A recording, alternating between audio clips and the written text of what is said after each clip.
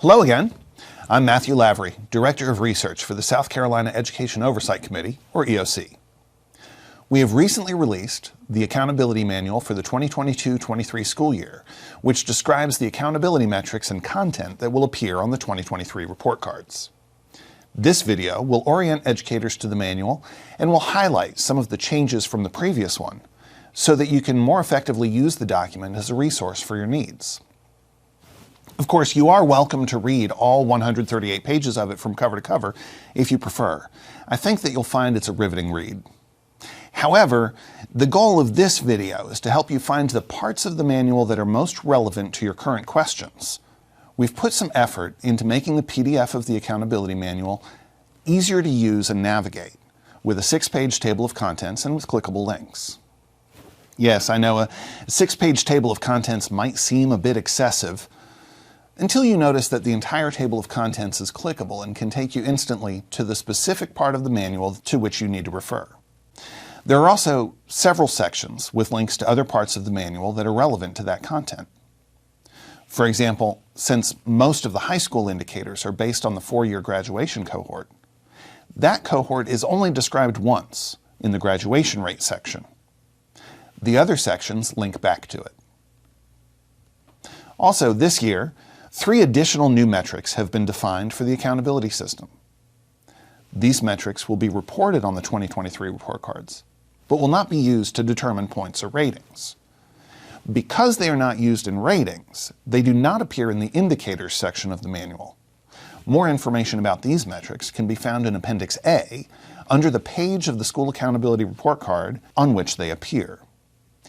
Information about the added value growth model can be found in Appendix A under Student Progress, in an additional document posted on the EOC website beneath the Accountability Manual, and in the next video in this playlist. For high schools, 2 new metrics will be reported on the graduation rate page: the first-year on-track to graduate metric and the 5-year student success rate metric. More information can be found about each metric in Appendix A under graduation rate, and in videos which follow in this playlist. There have also been 3 changes in this accountability manual related to multilingual learners. The first of these changes has to do with what we call the students in this subgroup. South Carolina has moved away from terms like English learners, limited English proficiency, ESOL or ESL, in favor of the more asset-based designation of multilingual learners, or MLs. This change in terminology did not change any metrics, policies, or procedures related to how MLs are incorporated into accountability, but we did add some language designed to clarify these points.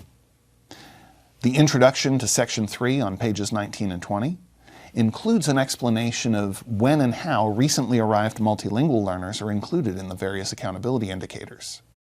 And a note on page 39, in the section on the multilingual learners progress indicator, clarifies when and for how long MLs are included in this metric. A video with more details and several examples about MLs and accountability will be added to this playlist in the future. The final big change to the Accountability Manual is in the addition of Appendix B, which contains checklists for all of the required elements that must appear on each of the subpages on the report card's website. The items in this section include links to the specific part of the manual in which that data point, metric, or indicator is described.